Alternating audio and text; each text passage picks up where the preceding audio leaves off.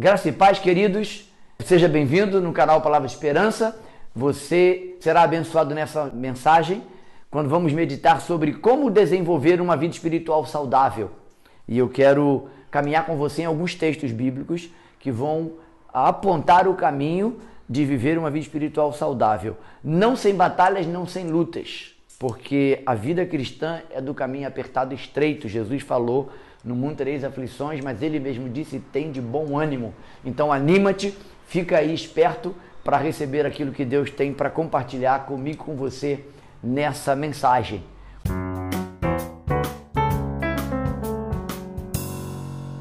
Como desenvolver uma vida espiritual saudável? Primeira coisa que eu quero te falar é: não tenha medo de enfrentar as batalhas que surgem e que surgirão. A Bíblia tem vários conselhos e várias passagens que nos exortam e nos encorajam a caminhar para frente. Não adianta ficar parado quando é cercado por tribulações. Você tem que olhar para frente, lembrando que do alto vem o socorro. Então não desanime, seja encorajado, sabendo que quando a aprovação vem, ela vem para falar ao nosso coração. Esse slide não ficou bom não, agora ficou bonito, hein? Eu vou dar alguns exemplos de personagens bíblicos que passaram pela tribulação, mas foram vitoriosos. Nós vamos começar lá em Abraão. Abra sua Bíblia, Gênesis 15, versículo 1. Vamos examinar esse texto. Gênesis capítulo 15. Abraão foi chamado pai da fé. A gente sabe por quê, né? Passou por várias provações, mas ele foi aprovado. Ele andou por fé. Foi abençoado pela fé e justificado pela fé em Deus. Gênesis capítulo 15, versículo 1. Abraão ouviu um não temas. Aliás, não temas é uma palavra encorajadora, porque está em toda a Bíblia, né? 365 não temas. É muita bênção. Pode ler então? Vamos lá? Depois, quem pode ler? 15, 1 de Gênesis. Depois desses acontecimentos, veio a palavra do Senhor a Abraão numa visão e disse: não temas, Abraão. Eu sou o teu escudo e teu galardão. Será sobremodo grande. Amém. Todos querem galardão, né? Quem não quer? Mas, para que Abraão chegasse ao galardão, ele teria que passar pelo processo da provação da fé. E você sabe que Abraão foi chamado pai da fé pelo processo que ele viveu e a experiência em que ele foi aprovado, testado e aprovado. Então, se a gente quer viver uma vida cristã saudável, tem que estar pronto para passar pelas provações. E aí Deus está encorajando Abraão, porque Deus sabe o processo que virá. Abraão não sabe. Eu não sei quais provações virão esta semana, os próximos dias, mas eu sei que Deus disse que estaria comigo, então eu não temo, eu caminho, eu olho para o alto e caminho. É esse o conselho que eu quero dar a você também. Mas nós temos também um outro personagem, Agar. A graça sempre existiu, e lá em Gênesis, quando a gente olha para Agar, a gente vê a primeira manifestação da graça de Deus para nós. Vai lá, Gênesis capítulo 21, versículo 17. Olha a Agar aí sendo abençoada pela graça de Deus. Então, para viver uma vida cristã saudável, vai ter que passar por provações. Não tem escolha. Vamos lá? Gênesis 21, 17. Pode ler, Wanda? Isso. Deus ouviu os gritos do menino, e lá do céu a voz do anjo de Deus que chamou Agar e a encorajou. Agar, por que te afliges? Não temas, pois Deus ouviu o clamor do menino lá onde tu o deixaste. Você sabe da história, Agar é despedida por Sara e ela agora vai para o deserto. Ela não tem um rumo certo, mas ela lá clama a Deus no deserto e a graça se manifesta a Agar e ela recebe um não temas. Interessante, né? Abraão recebeu um não temas de Deus, Agar também recebe um não temas de Deus. E ela foi encorajada e aí Deus está dizendo, o anjo do Senhor foi enviado até ela para ela receber resposta da oração. Não temas, Deus guardou o seu filho e guardou também a vida dela. Vamos caminhar mais um pouquinho, vamos a Moisés. Moisés conquistando Baçã. E aí a gente acha que Moisés foi só aquele cara que abriu o mar vermelho, só o cara que conduziu a multidão, mas Moisés também passou por batalhas e ele teve vitória. Então vamos olhar o que a Bíblia fala sobre Moisés, lá em Números, capítulo 21, 32 a 35. Eu vou ler esse texto, tá bom? Capítulo 21 de Números, e aí nós vamos para o versículo 32 a 35. Vamos ver o não temas aí para Moisés também. É muita bênção, né? Mais um que vai receber o não temas, Moisés. Números 21, versículo 32 a 35. Estou lendo, hein? Depois mandou Moisés espiar a Jazer, tomaram as suas aldeias e desapossaram os amorreus que se achavam ali. Então voltaram e subiram o caminho de Bassã. E Og, rei de Bassã, saiu contra eles, ele e todo o seu povo a peleja em Edrei.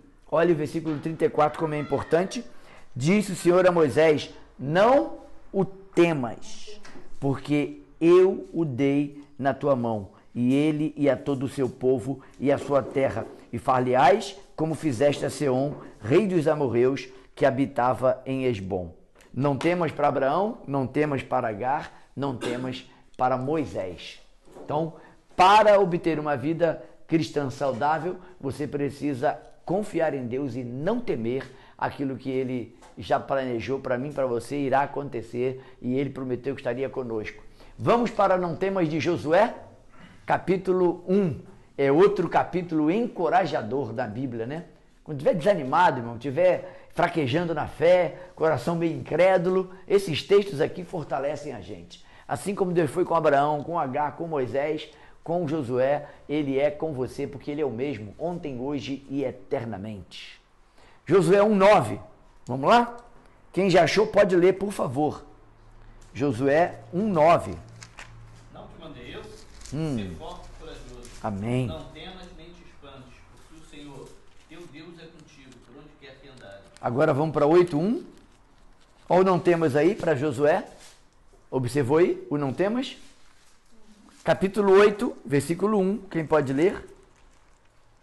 Então Yahvé falou a Josué e o encorajou: não temas e não desanimes. Toma contigo todos os guerreiros de Israel. Levanta-te, sobe contra Ai. Eis que eu entrego em tuas mãos o rei de Ai. Mais uma batalha. Sua cidade e sua terra. Mais uma batalha vencida e mais o não temas. Agora pula lá para o capítulo 11 de Josué. A conquista da parte norte de Canaã. Capítulo 11 de Josué, versículo 6. Pode ler, Vladimir? Capítulo 11:6. Vamos lá. Disse Disse o Senhor a Josué: não temas diante deles, porque amanhã, a esta mesma hora, já os terás traspassado diante dos filhos de Israel. Os seus cavalos arretarás e queimarás os seus carros. Amém. Aí o versículo 7 vai dizer: Josué e todos os homens de guerra com ele veio apressadamente contra eles às águas de Merom e os atacaram. O Senhor os entregou nas mãos de Israel. Então, 3 não temas para Josué. E aí você pergunta: ué, será por que Josué foi premiado com 3 não temas? Josué, ele foi chamado por Deus para liderar o povo para a guerra, para conquistar a terra prometida. Moisés era o legislador, era alguém que não tinha experiência com guerra. Então, as batalhas de Moisés foram grandes, que era uma multidão de gente, mas Josué não ficou abaixo. Por isso que Deus colocou Josué para andar do lado de Moisés. Quantas coisas Moisés não ensinou a Josué no dia a dia, na caminhada. Então Josué se tornou um homem fortalecido, aguerrido, mas Deus encorajou ele o tempo inteiro. Vamos para mais um texto. Jonatas encorajando a Davi. Esse texto também é muito bonito, você conhece essa história. Davi tem que fugir, né? Porque Saul intenta matá-lo, mas Jonatas se levanta e faz aliança com ele e Deus o guarda através da vida de Jonatas. E esse texto também é um texto que encoraja a gente.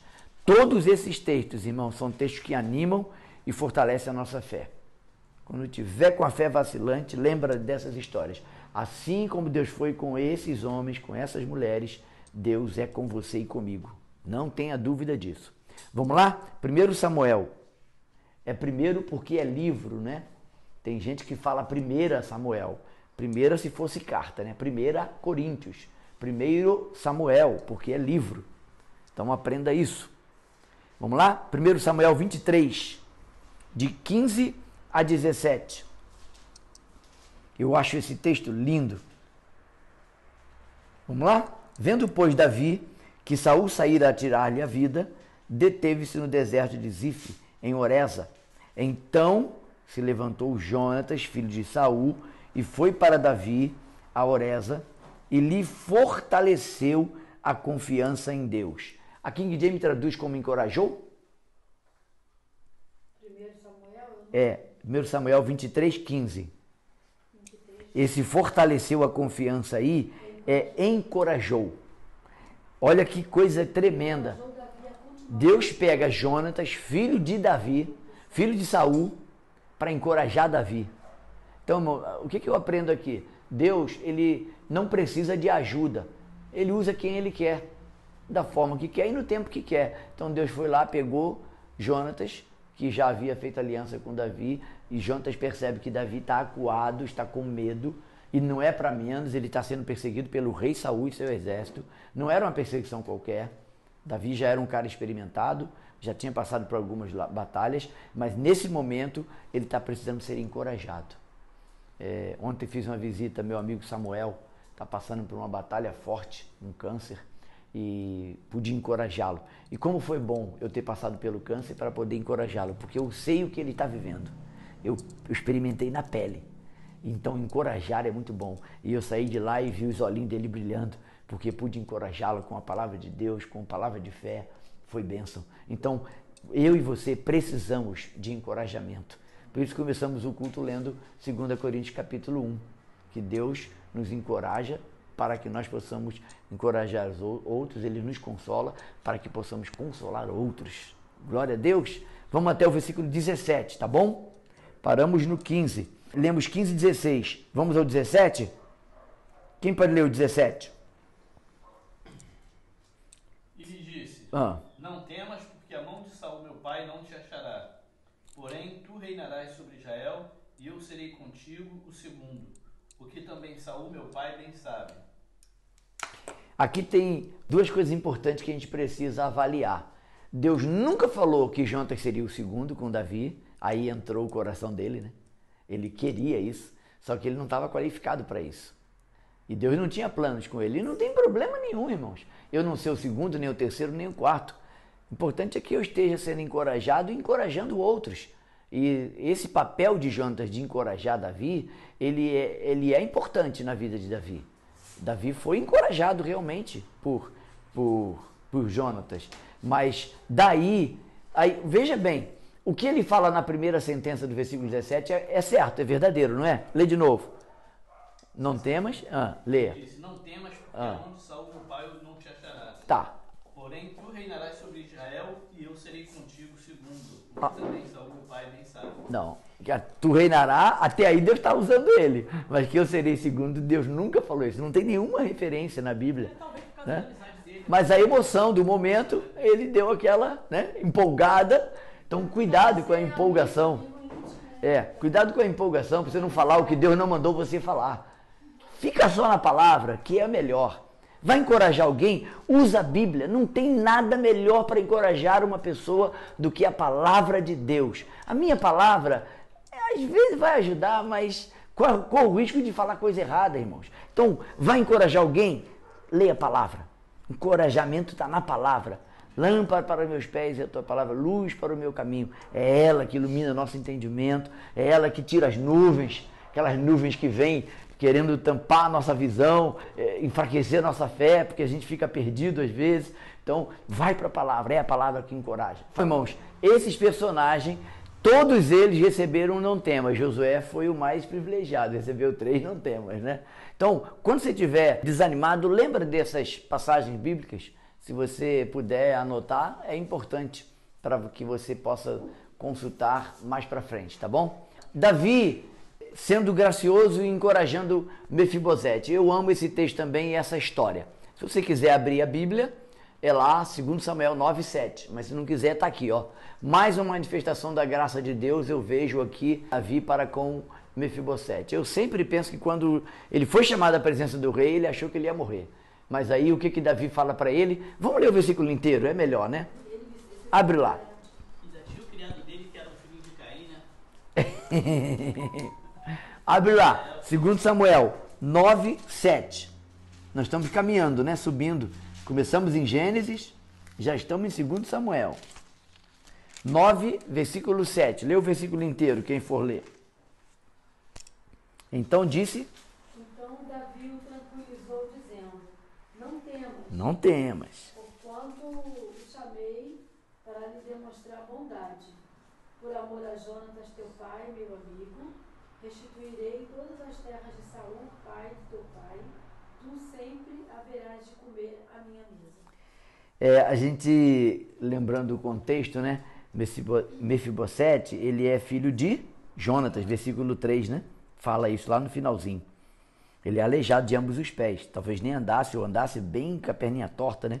E ele é chamado à presença do rei e Davi chama e estende a graça. A primeira palavra que ele dá para Mefibosete, e aqui eu vejo a sensibilidade que Davi como líder tinha. Davi conseguiu fazer leitura do coração daquele homem achando que ia morrer.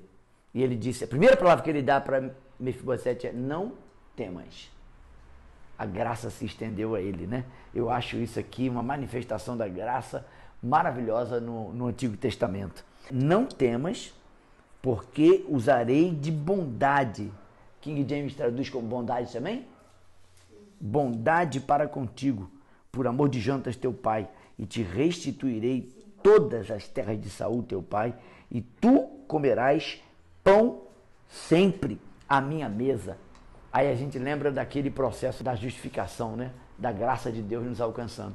Justificado pode ir, perdoado pode vir, e aí a adoção, que é o mais alto privilégio da graça de Deus para nós, é senta à mesa. Mefibosete foi convidado para sentar à mesa do rei. Era um privilégio que ele tinha. Ele comia do melhor, e você sabe que almoço na mesa do rei não atrasa, né? É o melhor e é sempre pontual. E aí a graça de Deus se manifesta a Mefibosete. Deus promete sustentar você e eu todos os dias, assim como fez com a viúva de Sarepta. Deus não prometeu isso? Jesus não falou, estarei convosco todos os dias? Todos os dias, irmão, lembra disso, tá? É dia bom e o dia não tão bom. Tem dia que não é muito bom, né? Às vezes tem semanas que não é muito boa. Como foi sua semana? A minha foi boa, graças a Deus, né?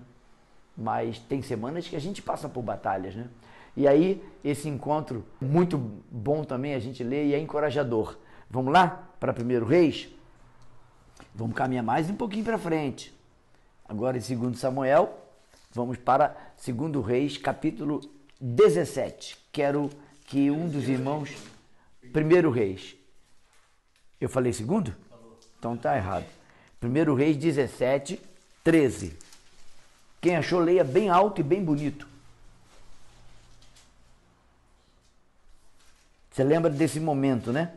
Elias tinha orado, por 3 anos e meio não choveu, né? E aí tá a fome rodeando a terra, e aí Deus manda ele ir subir para Sarepta, porque onde ele estava até o ribeiro tinha secado. Versículo 7 diz isso, né? Aí quando chega no versículo 13, olha o não temas aí, mais uma vez, pode ler?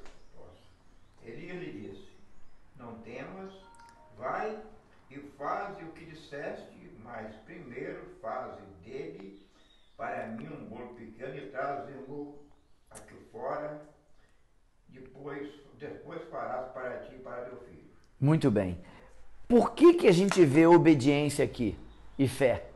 Esta mulher, ela não duvidou da palavra do profeta. Ela entendeu, Deus vai trazer alguma provisão para mim. Isso é fé, irmãos. É a certeza das coisas que não se veem.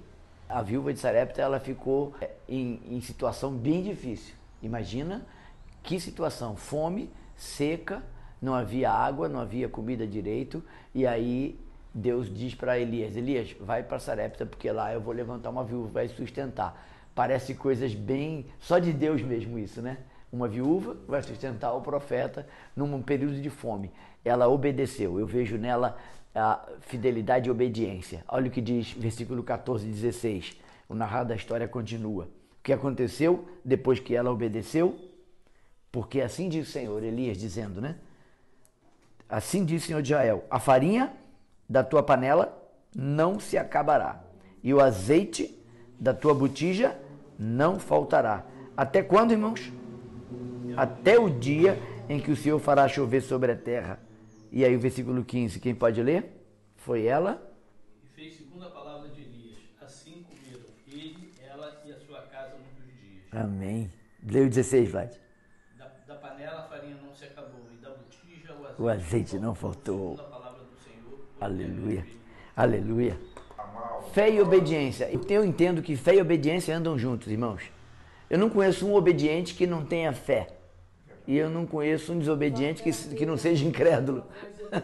Todas as vezes que eu desobedeci, eu fui incrédulo. Então, obediência e fé andam juntos. Toda pessoa que é obediente tem fé, ela tem fidelidade, porque fidelidade aqui é fé, né? Não tem como desassociar, né? Então, esses textos bíblicos, todos eles que nós vimos até agora, estão nos apontando para o não temas. Não temas porque quem está falando aqui é Deus. Apesar de que Elias está sendo usado, mas Deus está usando Elias. Não é uma palavra da boca para fora. Elias não subiu assim para Sarepta e, não, vou para lá porque lá deve ter alguma coisa. Não, ele ouviu a palavra de Deus. Então ele creu e obedeceu e subiu. E aí Deus fala para ele, eu vou levantar uma viúva que vai te sustentar. Se ele racionalizasse bem, esse tempo todo de fome, uma viúva vai me sustentar? Não, isso aí tem alguma coisa errada. Mas ele simplesmente creu, obedeceu e foi. Chegou lá, a viúva também creu, obedeceu e foi abençoada. Então, a fé e a obediência andam juntos. Para chegarmos a uma vida espiritual saudável, esse é o nosso tema, né? Para desenvolver uma vida espiritual saudável, nós precisamos sair do berçário. E aí a gente vai lembrar de um texto muito conhecido, quando Paulo escreve para a igreja de Corinto. Nós vamos ler esses dois textos.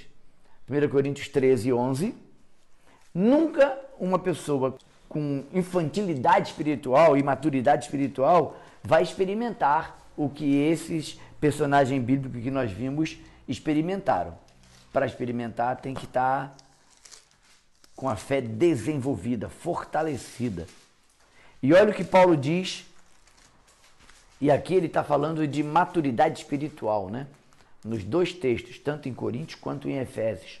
E aí eu quero a sua ajuda para ler 13:11, 1 Coríntios 13:11.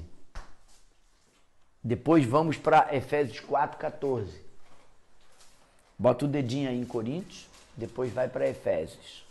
Quer encontrar os dois, já vai aí caçando aí. Quem pode ler? Pode ler, irmão Romildo? Posso. Quando eu era menino, falava como menino, sentia como menino e pensava como menino. Mas cheguei a ser homem, desisti das coisas próprias de menino. Então, Paulo não está dizendo que é errado, irmão, você ter uma fé pequena quando é pequeno na fé no sentido de ser imaturo. É natural. Ninguém começa a vida cristã vivendo milagres e coisas extraordinárias na fé porque está desenvolvendo a fé ainda. Mas não posso ficar menino. Quando o escritor dos Hebreus vai escrever lá Hebreus, ele vai dizer para os Hebreus que eles estavam tardios. Já eram para ser mestres e estavam ainda rateando na fé. Eles não desenvolveram a fé, né?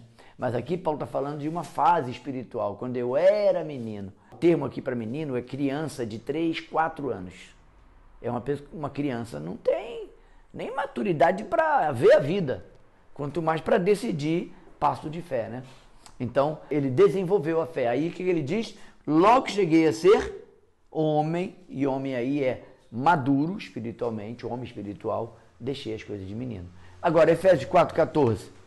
O que o próprio Paulo vai falar aí em Efésios 4:14? Pode ler quem achou. Até que todos cheguemos à unidade da fé e do pleno conhecimento do Filho de Deus, a perfeita varonilidade, à medida da estatura de... Não, continua. Ele está lendo o 13. Vai até o 14. Era para ler o 14, mas continua no 13. Para que não mais sejamos como meninos agitados de um lado para o outro, levados ao redor por todo o vento de doutrina pela testemunha dos homens, pela astúcia com que introduzem ao erro. Ok. O 13 é importante ler, o irmão Romildo está valendo, porque Paulo está apontando, irmão, um trajeto até que cheguemos.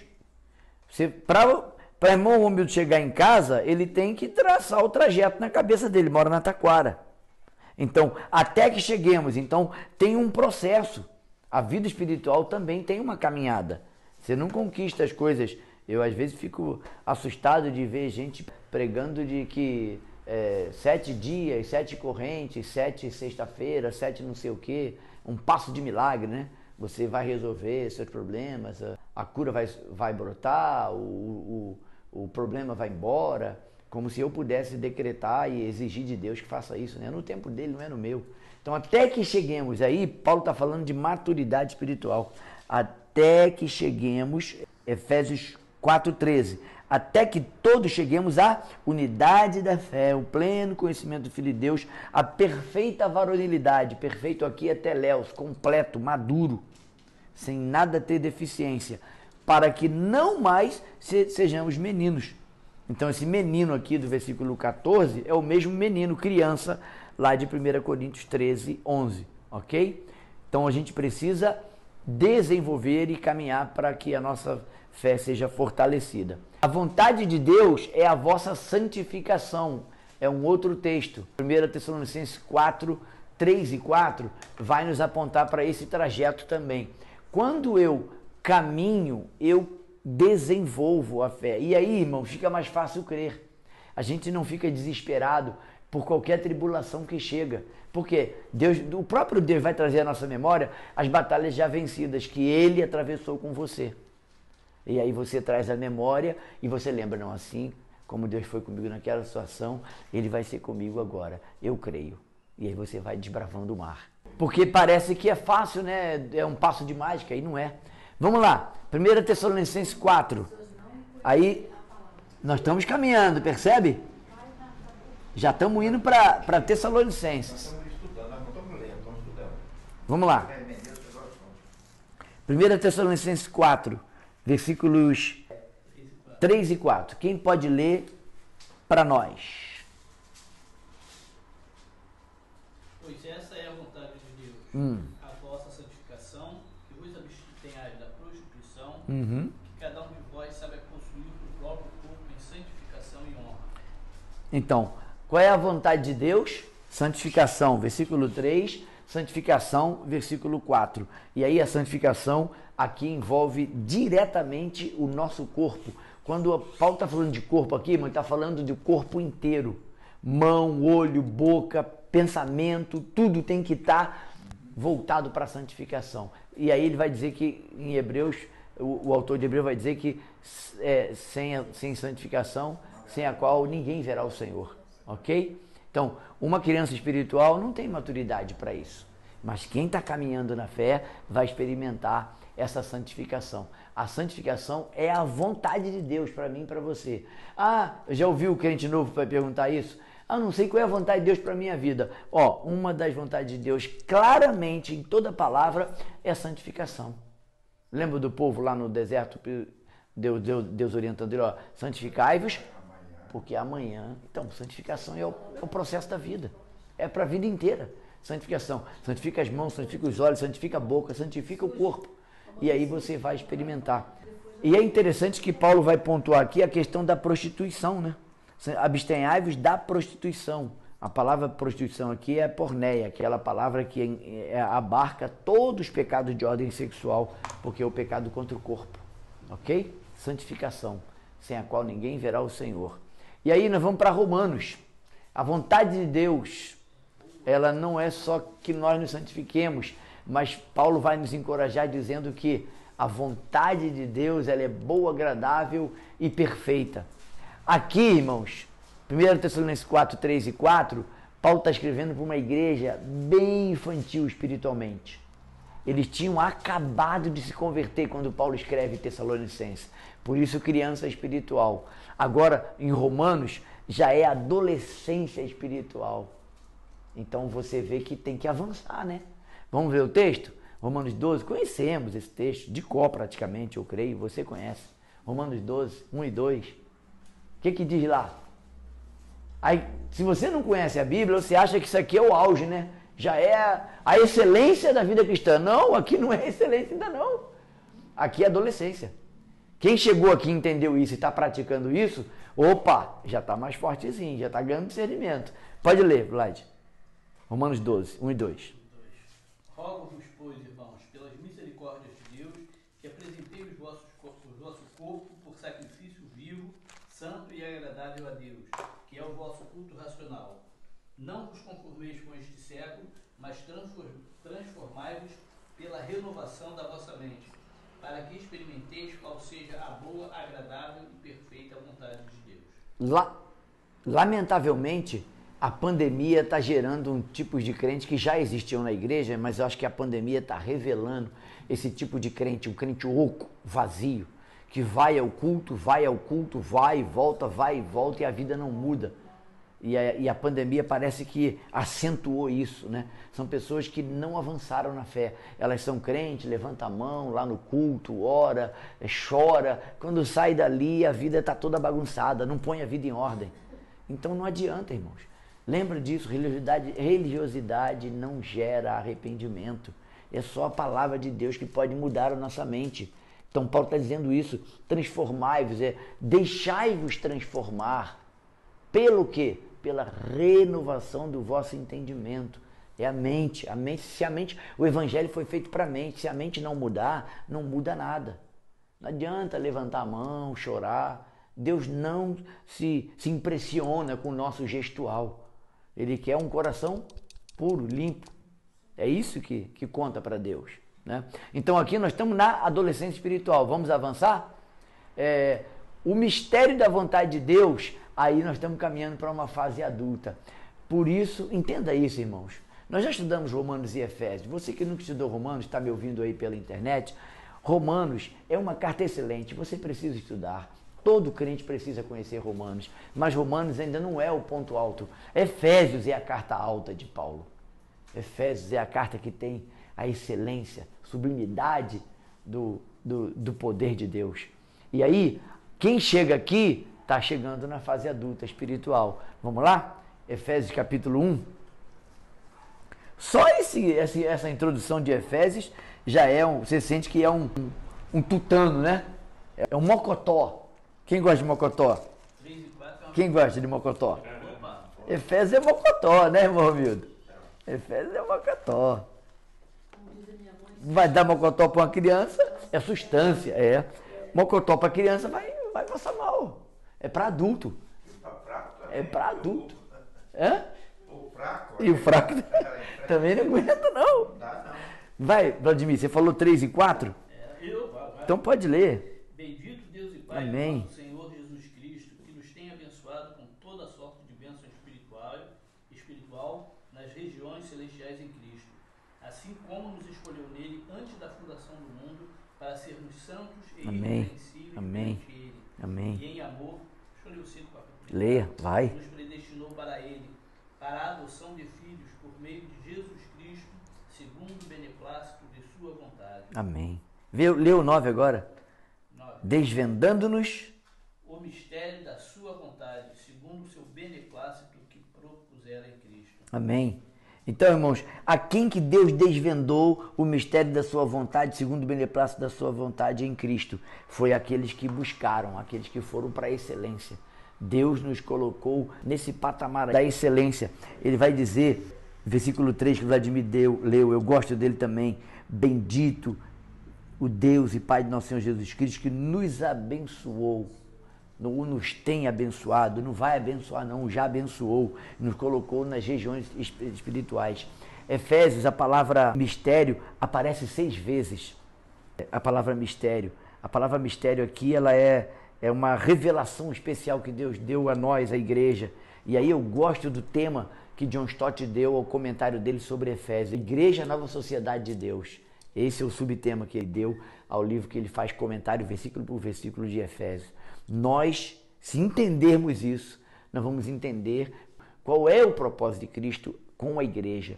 A gente precisa caminhar para a excelência. Não podemos ser meninos, constantemente meninos. A gente precisa subir na fé, caminhar para a adolescência, caminhar para a fase adulta. E a fase adulta é Efésios. Vai. E detalhe, esse versículo 3, ele começa... a frase só termina no versículo 14. É uma ideia só. O ponto só está lá no versículo 14. Isso aí. Interessante. Boa observação. E o versículo 14, o que é? É o ápice, né? O qual, falando do Espírito Santo, né?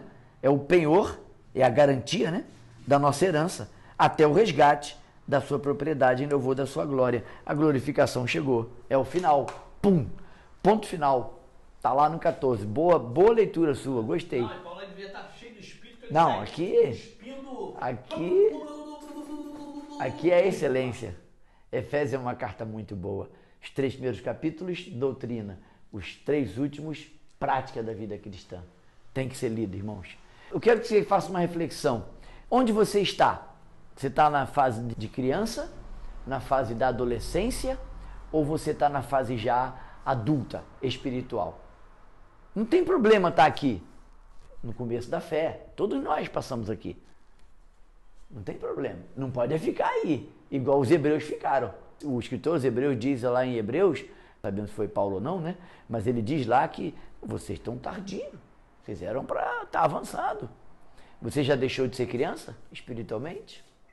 Como é que você está? E aí, eu quero te dar essa dica aqui, ó. Uma das marcas de uma pessoa que espiritualmente é desenvolvida é uma pessoa que ora e lê a Bíblia todos os dias e medita na palavra de Deus. Ela avança, porque ela está dia e noite meditando, refletindo. E não foi essa a orientação que Deus deu para Josué? Lá no capítulo 1, né? Medita nessa palavra dia e noite, para que você possa ser bem sucedido ali. Bem sucedido ali é te salear, você caminha na rota certa. 1 Tessalonicenses 3,10, quem pode ler? Aqui é o exemplo de um pastor dedicado.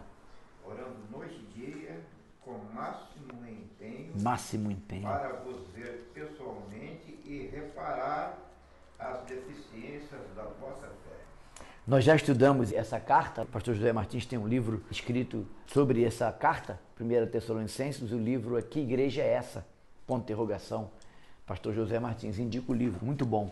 Quando nós estudamos esta carta, nós descobrimos que Paulo está usando aqui, no reparar a deficiência da vossa fé, Paulo está falando do catartizo, que é consertar ossos quebrados.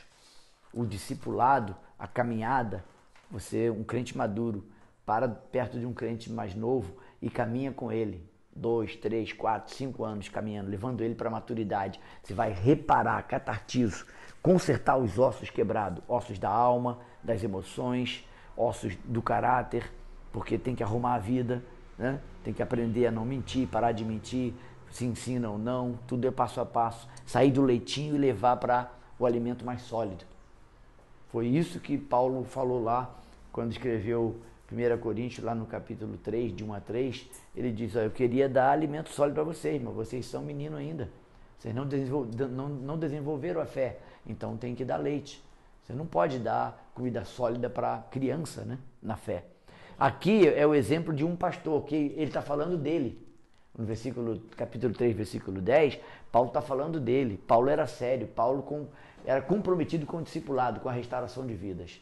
Paulo não ficava pregando aos ventos, ele tinha foco claro. Ele diz lá em Filipenses, uma coisa faço. Paulo era homem de uma coisa só, tinha foco claro, não perdia tempo com bobagem, com meninice, com filosofias e vãs filosofias. Paulo era um cara centrado na palavra. Fala, irmão Romildo. Nós que somos mais semelhantes de Deus e como filho, esse versículo aí, o último do capítulo 3, a gente pega qualquer profissão, quando a gente trabalha muito, trabalha aí 10, 15 horas por dia, quanto mais se trabalha, mais experiência e conhecimento e dedicação e aprimoramento adquire. Um pedreiro, tudo. Então, aí nós como filhos, orar incessantemente e estudar incessantemente. Assim, eu trabalho, o trabalho me tira algumas horas e as horas vagas se esforça. Nós temos que buscar. Nós temos... Não tem chuva, não tem frio, não tem... Deus dividiu o dia num tempo muito correto, né? São 24 horas. Dá para fazer muita coisa em 24 horas, não dá? Só que a gente tem que remir o tempo, né, irmão? Irmão, eu acho que o versículo bíblico que eu acho que tem que ser bem lembrado nesses dias de hoje, que estão corridos e agitados, é remir o tempo. Se a gente não tiver uma agenda, a gente é consumido pelo entretenimento, pelas notícias, pelas vozes. São muitas vozes hoje. São muitas vozes, irmão, querendo a nossa atenção. A gente precisa tomar cuidado para não cair em cilada. Olha, cadê os irmãos? Hoje é domingo, é dia de estar aqui estudando a palavra, se alimentando. O que vai acontecer? Não vem, fica fraco na fé. Primeiro tropecinho que o diabo levanta, ele tropeça e cai. Por quê? Está sem discernimento. Está enfraquecido, né? Mas estou aqui, firme e forte, fazendo a minha parte. Vamos lá, para a gente terminar.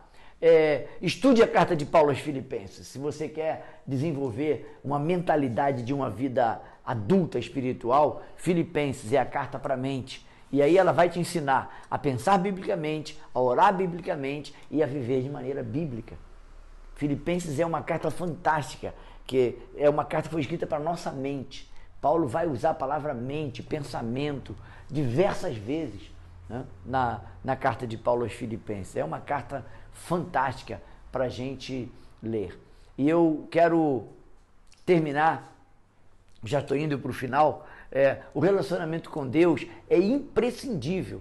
Busque crescer no conhecimento de Deus. Conhecer a Deus é o mais importante. O irmão Mildo acabou de falar, 2 horas por dia. 1 hora por dia, será que não dá para a gente separar de 24 horas, 1 hora para parar, meditar? Não é para ler a Bíblia correndo. Não li a Bíblia hoje, meu Deus, vou ler um salmo. Não, não é isso. Você pode até ler um salmo, mas não é ler, estuda o salmo. O salmo tem as mais profundas revelações sobre o caráter de Deus, a fidelidade de Deus, a bondade de Deus. Os salmos são tremendos. A gente usa os salmos de maneira errada, porque a gente não para avaliar, né? O meditar. Então isso é importante. E aí eu termino com esse meu último slide. Comunhão com Deus aumenta o amor. Comunhão com Cristo aumenta a graça. Comunhão com o Espírito aumenta a comunhão e santificação. Quando que eu e você ganhamos mais desejo de estar em comunhão com os irmãos? A gente tem saudades da igreja, do culto, é quando está em comunhão com o Espírito. O Espírito provoca essa comunhão com o corpo, mas também provoca a santificação. Então, quer crescer em amor? Comunhão com Deus. Quer crescer na graça? Comunhão com Cristo. Estude sobre Cristo, a pessoa de Cristo. É a Trindade, mas eles têm perfis diferentes no sentido do nosso relacionamento. Você pode desenvolver um relacionamento com o Espírito de intimidade, com a palavra. Tudo é através da palavra. Como é que eu vou crescer na comunhão com Deus? Estudando a palavra. Eu vou desenvolver meu amor. Eu vou ter um coração mais compassivo, mais misericordioso, mais benigno, mais longânimo. O fruto do Espírito vai surgindo na gente. E a graça aumenta quando nossa comunhão com Cristo é aumentada. Ok? Então, para que a gente possa crescer e chegar a uma vida cristã saudável, esse é o nosso tema, como desenvolver uma vida cristã saudável, esse passo a passo, lembrando que Deus prometeu que estaria comigo, com você, não temas, está na Bíblia 365 vezes, para mim e para você, para que sejamos fortalecidos. Se você não se inscreveu no canal, se inscreve, deixa o seu like, compartilhe para abençoar outras pessoas, se você foi abençoado com esta mensagem. Tenha sempre esperança. Deus te abençoe. Forte abraço.